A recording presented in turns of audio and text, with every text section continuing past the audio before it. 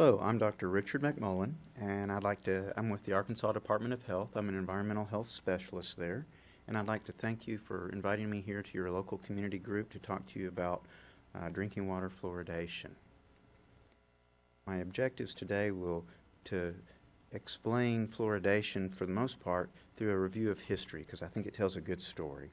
And then we'll discuss some sources of fluoride and how fluoride gets into your body. We'll discuss the consequences of stopping fluoridation, and then I'll introduce you to a program that has been set up to help communities like yours implement fluoridation of their drinking water. So first of all, what is fluoride? Fluoride is a naturally occurring element. It occurs in rock, and then as the rock weathers through natural processes, fluoride is released into the water. So a lot of times it ends up in drinking water or groundwater in particular, and it's a nutrient. It's like vitamin D, which is something we add to milk. It's related to calcium, and fluoride and calcium both are important to strong bones as well as strong teeth. And when fluoride is associated with calcium, it tends to make a dark colored mineral. So it's a dark color when it's associated with calcium, I mean. So what is fluoridation? Fluoridation is the process where we adjust the natural levels of fluoride in drinking water, either up or down, to help optimize oral health and nice health, strong teeth.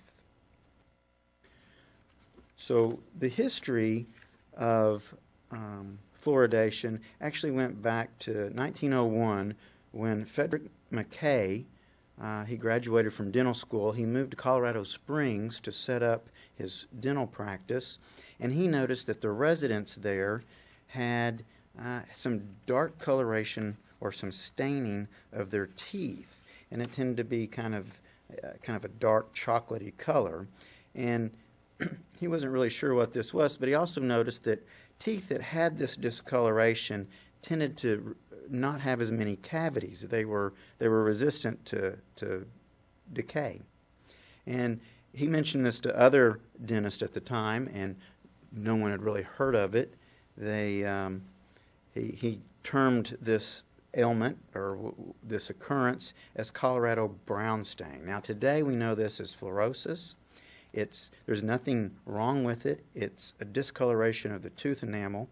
It's safe, and it basically just means that you have strong, healthy teeth. So McKay, trying to figure out, no one really would listen to him. No one even really thought this was a deal. It hadn't been observed before. And in 1909, he actually started collaborating with a researcher, Dr. Black, who was a renowned dental researcher. And he came to Colorado, and together, him and McKay made some observations, and they determined that the stain resulted from imperfections in children's teeth. So if there was an imperfection, that site would be a spot where this brown staining could occur, and that permanent teeth without stains were not generally at risk of the discolorization, and that children that were waiting for their secondary teeth to erupt tended to be at the highest risk of developing this discoloration in their teeth. And stained teeth, again, tended to be resistant to tooth decay. And so within about 2 years or so, Dr. Black actually passed away. But in 1923, in Oakley, Idaho, there was an occurrence just out of nowhere. This observation of this Colorado brown stain was observed in children. So McKay traveled to Idaho, and it turned out that they had just recently transitioned into using a new water pipeline from a nearby hot springs. They were piping in a new water source, basically. And one of their hypotheses had been developed was that maybe this was something related to either people's diets or maybe something they were drinking. And so this correspondence with new water source made McKay make a recommendation. He said, hey, listen, why don't you cease using this water supply and we'll see what happens. And lo and behold, it stopped. And so they tested the water, and they didn't find anything. So like, okay, well, we'll move on kind of thing. So before too long, a similar occurrence happened in Bauxite, Arkansas, which is, Bauxite is actually famous in the fluoride story. At the time, Bauxite was a company town. The name of the company was Alcoa, and they had a aluminum mining facility there. So McCain and, at this point, Dr. Grover Kempf from the United States Public Health Service, they went to Bauxite to investigate. They tested the water and again found nothing that they thought was out of the ordinary. Now, the chief chemist for Alcoa was a man by the name of Churchill, and he was trying to fend off these accusations about the use of aluminum in cookware, and so he thought, okay, this may be a PR thing getting ready to happen, so he decided, I'll test the water. Now, the neat thing about Alcoa is they had some very advanced equipment at the time, and they could test for a lot of different things. So he sent out one of his senior scientists to collect samples, and he came back, and lo and behold, it had really, really high fluoride concentrations in the water. And initially, Churchill said, hey, listen, this is wrong. This can't be right. I mean, fluoride naturally occurs in water, but not at this level. So he sent the chemist back to sample a second time, and lo and behold, it had high fluoride. That's just all there was to it. So in first part of January of 1931, he wrote a letter to McKay saying, hey, I think I figured out the answer to your mystery here. And today, this is a picture of the museum there in Bauxite that is, devoted to their fame. So in 1931, bringing in National Institute of Health, this was again another person in charge of dental type things, Dr. Dean. He said, okay, so if this is the case, and they were more concerned with this fluorosis, what we need is a way to test for fluorosis, or test for fluoride in drinking water. So he charged one of his chemists to develop a method to detect and quantify the concentration of fluoride in drinking water. And a year or so later, they came back with a method that was very accurate and could test to within 0.1 parts per million of fluoride in drinking water. So Dean, was like, okay, we've got the method. He sent out a bunch of researchers out across the United States, and they tested drinking water for fluoride concentration, as well as evaluated people for the discoloration or fluorosis of their teeth. And they determined in the late 30s that as long as drinking water fluoride concentrations were at 1 part per million or less, fluorosis didn't occur in people. So Dean, again, was thinking back, okay, there's also this observation that we have decreased cavities in people that get adequate levels of fluoride. And so this was on his mind. And in 1944, through a collaboration of the National Institute of Health, the United States Public Health Service, and other researchers and dentists, as well as the leaders of Grand Rapids, Michigan, they all came together, and the council at Grand Rapids voted and decided that they would implement fluoridation of their water system. So in 1945, Grand Rapids became the first city to fluoridate their water. And, of course, this made a great experiment. And so there were over 30,000 school-age students, and they were watched. And just after a short 11 years, the rate of tooth decay among Grand Rapids children that were actually born in that city, that had, born after the introduction of fluoride to the drinking water, they had let's see if I can get the clicker here, they had a decrease of 60% reduction in tooth decay. So this was a scientific breakthrough, and it actually made tooth decay a preventable disease at that point. Now today, it's been proven that fluoridation of drinking water is a safe and cost-effective way to prevent tooth decay. We have hundreds of millions of Americans now receive fluoride through their community water. And so the reason being is it's safe, cost-efficient, and for every 31 cents spent to fluoridate water, there's actually a return of about $53 per person. So this is a big savings. It's amazing. For less than $1, you get over $53 back in return on your investment.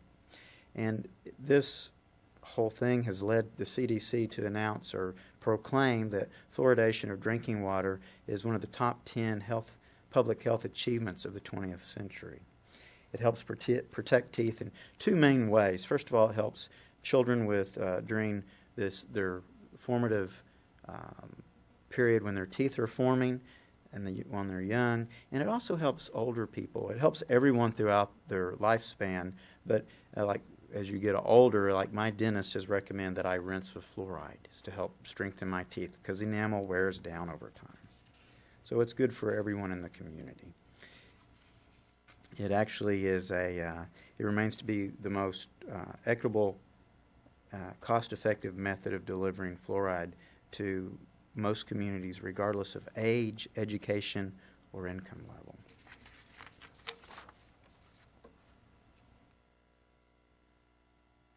Now, there's been a lot of over the years. There's been a lot of people concerned about possible health concerns, and they've charged the Environmental Protection Agency to investigate this. And in fact, they've looked into it 3 different times with extensive studies, reviewing thousands of studies, and they've concluded that fluoride is safe. It doesn't cause any issues. It's a very effective way to prevent dental. It's also good for your bones, actually, but we're talking about teeth here. And so in some of these reviews, they have determined that it is so pervasive now in our communities that they have actually lowered that recommendation from 1 parts per million of fluoride in drinking water to now 0.7. And the primary reason here is that we receive fluoride in so many different ways. Again, in our drinking water, we also get it in the beverages we drink. A lot of people drink soft drinks, and a lot of these canning facilities are in larger communities where the water's fluorinated. So if you're drinking a Coke, you're drinking fluoride that came from wherever that community was that bottled that beverage. And because of all these added areas where you can get fluoride, that's why they've actually reduced the recommended rate for fluoridation of water to 0.7 parts per million. Again, you can get it in food, also dental products. For toothpaste, again, my dentist recommended a fluoride rinse for myself. So this leads me to the question, what would happen if, for instance, you stopped fluoridating your water? And there's actually Juneau, Alaska, they decided that they voted and said, hey, we're going to stop doing fluoridating our drinking water. And so there was a study conducted by Meyer et al. In 2018, and what they basically did is they compared Medicaid dental claims for children between the ages of 0 and 8 years of age relating to dental claims. And they looked at prior to the cessation, while they were still getting fluoride in the drinking water, and then 5 years after they had stopped. And they found that increased number of cavities within children of all age groups after the community stopped adding fluoride. They also showed that the cavity-related costs of dental care for all age groups also increased, an average of 18 to over 100% increase for dental care expenses. So, in conclusion, it's a pretty good idea once you have fluoride, you should continue. So within the state of Arkansas, fluoridation has been mandated by Act 197 of the Act of came about in 2011, and it states that any system servicing 5,000 people or more, that they must fluoridate their water. And we have a compliance rate. We're well beyond what our goals were, and over 80% of our population receives fluoride. So, but how do some of these communities implement fluoridation? Because it can cost money to add equipment. And so Delta Dental of Arkansas Foundation, which is a 501c nonprofit, Their goal is to improve people's access to better health, oral health care, and they've spent over $7 million on 32 water systems in the state to help to install equipment to add fluoride to water, and they've helped improve the teeth of over 500,000 Arkansans. So, fluoride is a good, safe method to strengthen your teeth and give you a happy smile. People like to see people smile. So here's some contacts. Dr. Bolin is he's in charge of the Office of Oral Health at the Arkansas Department of Health. Mr. Stone is over engineering, which oversees all the drinking water in the state. Dr. Bolin can help with dental type questions. Mr. Stone can help with drinking water. And then, of course, Delta Dental of Arkansas, they can help implement, help with funding if your community is interested in seeking fluoridation. Of course, you can always reach out to me. With that said, if there's any questions, I'm glad to answer them for you now. And here are a few of my references. Thank you for your time.